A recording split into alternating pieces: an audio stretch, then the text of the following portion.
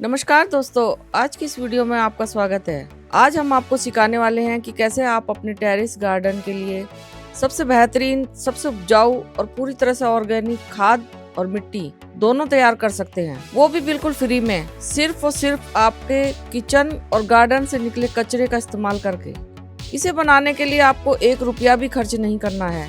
इस वीडियो को बिल्कुल भी स्किप मत कीजिएगा, क्योंकि हर स्टेप बहुत जरूरी है और अगर आपने एक भी स्टेप मिस कर दिया तो रिजल्ट वैसा नहीं मिलेगा जैसा कि हम आपको दिखाने वाले हैं। तो यह जो आप हमारे गार्डन में लगे फूलों वाले पौधे हो या सब्जी वाले पौधे, जैसे टमाटर, घिया, लौकी, करेले या ग्रीन सब्जियां, धनिया, पालक और मेथी, सभी तरह के पौधों को देख रहे हैं। यह इसी उपजाऊ मिट्टी का कमाल है, क्योंकि हम पिछले 4-5 साल से इसी तरह मिट्टी बनाकर इन पौधों में इस्तेमाल करते हैं, जो हम आज आपको बनाना सिखाएंगे।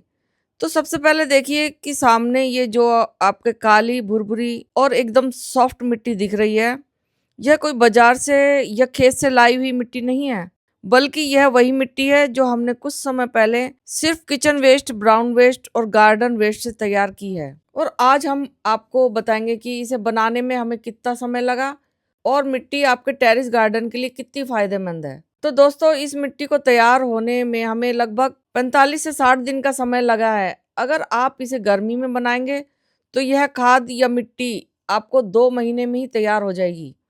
अगर सर्दी में बना रहे हैं तो कम से कम 3 से 4 महीने का समय लग जाएगा, क्योंकि गर्मी में डिकम्पोजिंग की प्रक्रिया फास्ट होती है और सर्दियों में जो हम इसमें वेस्ट डालेंगे वो ठंड की वजह से धीरे धीरे डिकम्पोज होगा, इसलिए सर्दियों में थोड़ा टाइम ज़्यादा लगता है।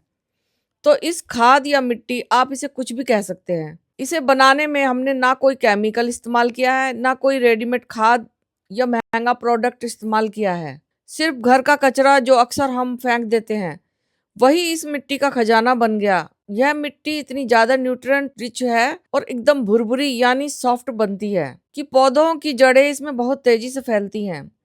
इस मिट्टी का सबसे बड़ा फायदा यह है कि यह पानी को जरूरत के अनुसार ही होल्ड करके रखती है और पौधों को लंबे समय तक पोषण देती है। तो देखिए, किचन वेस्ट से खाद बनाने का एक और फायदा हो जाता है कि हमें कुछ प्लांट भी फ्री में मिल जाते हैं। तो देखिए, इसमें टमाटर के पौधे भी अपने आप ही उगाए, तो इन्हें निकाल कर हम दूसरी जगह लगा देंगे। खाद बनाने के लिए हमने यह 18 बाई 18 का ग्रो बैग लिया है। आप कोई भी मटका, बाल्टी या गमला भी ले सकते हैं। तो सबसे पहले हम इसमें नीचे एक मिट्टी की लेयर डालेंगे। उसके बाद हम इसमें ये अंडे की ट्रे के छोटे छोटे पीस करके डालेंगे। उसके बाद ये हम गार्डन वेस्ट डालेंगे। जो हमारे पौधे सूख गए थे, उन्हें हमने उखाड़ कर रखा था, इसे भी हमने फेंका नहीं है, इसे भी हम खाद बनाने में यूज कर रहे हैं। इसके बाद ऊपर से थोड़ी सी मिट्टी डालेंगे। अब इसमें हम ब्राउन वेस्ट जैसे कार्डबोर्ड के टुकड़े करके एक लेयर इसकी डालेंगे। ब्राउन वेस्ट इस खाद में कार्बन का काम करेगा और ग्रीन वेस्ट नाइट्रोजन का काम करेगा। अब हम इसमें हमारा 1 हफ्ते पुराना किचन वेस्ट डालेंगे, जो कि हाफ डिकम्पोज हो चुका है, और इसे हम दबा दबा के अच्छे से भर देंगे।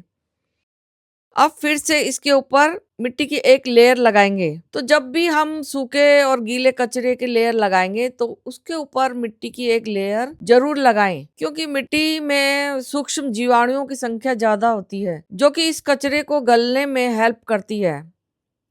अब फिर से एक लेयर अंडे की ट्रे के टुकड़े डालेंगे और अच्छे से दबा देंगे।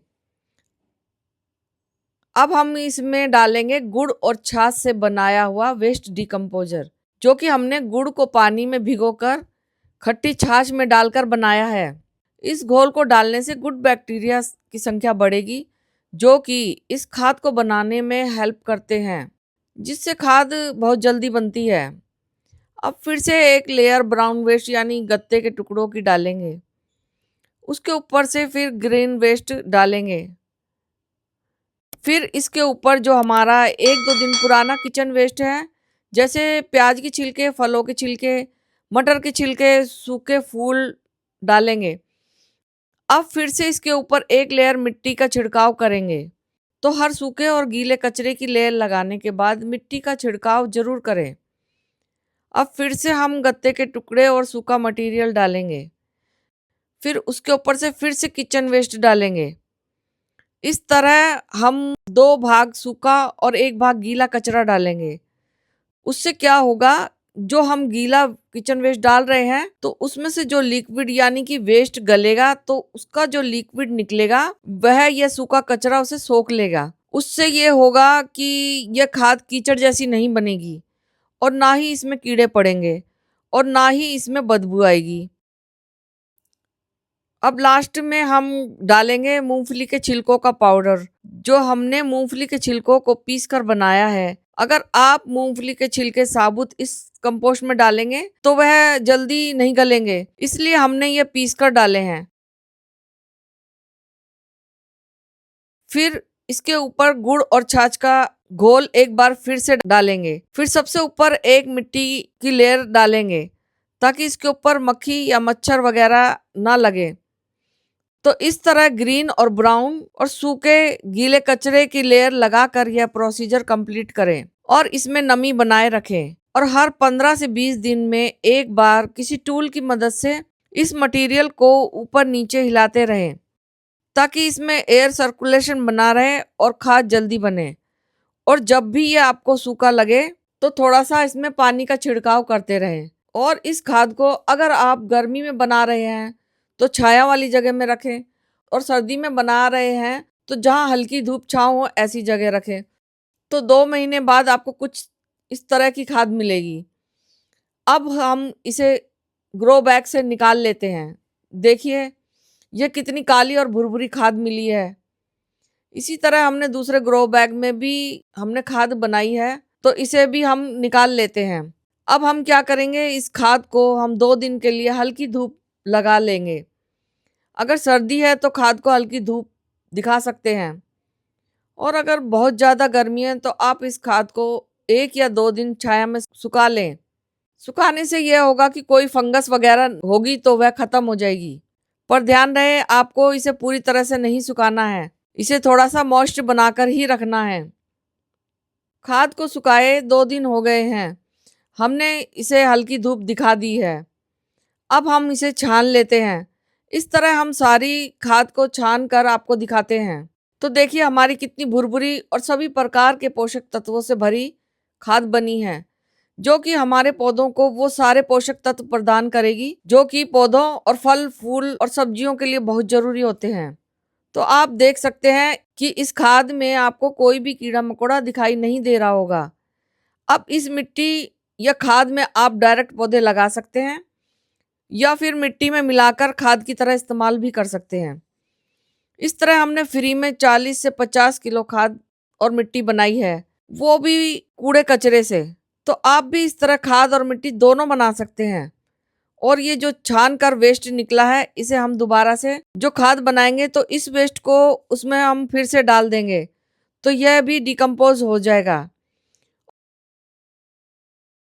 और इस वाले वेस्ट को हम फेंक देंगे क्योंकि इसमें प्लास्टिक वगैरह है जो कि डिकम्पोज नहीं होगी। अब हम इस मिट्टी को इन बाल्टियों में भरकर स्टोर कर लेंगे और जब हमें ज़रूरत होगी तब हम इसे इस्तेमाल करेंगे।